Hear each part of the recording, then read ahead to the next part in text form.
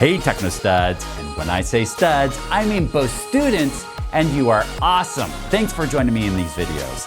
In this module, we're going to start applying our skills. We've already taken a look at VLANs and what they look like. We've taken a look at some of the configuration of VLANs, but what would we actually see when we get out there in the field? Well, in this video, we're going to take a common scenario, a common setup, and start looking at how we'd roll out these configurations, how we'd roll out and plan for these different VLANs. And so we're going to go through the actual process of planning what those VLANs look like and then implementing those VLANs. Not only that, but this is going to be the configuration for the rest of the course that we'll use for all future demos.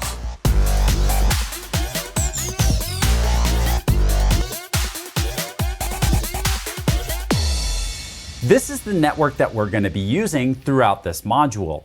In this network, we have 3 switches and a router. And we're going to start learning how to set these different equipment up for VLANs so that way we can have communication go across this network, as well as we can segment certain traffic and also implement some sort of management structure when we're managing these. So what we're going to do is we're going to start just by designing and architecting and coming out with a schema of how we're going to lay out our different VLANs. Then we'll get into the actual creation of the VLANs and how I would go through setting up the VLANs for this network.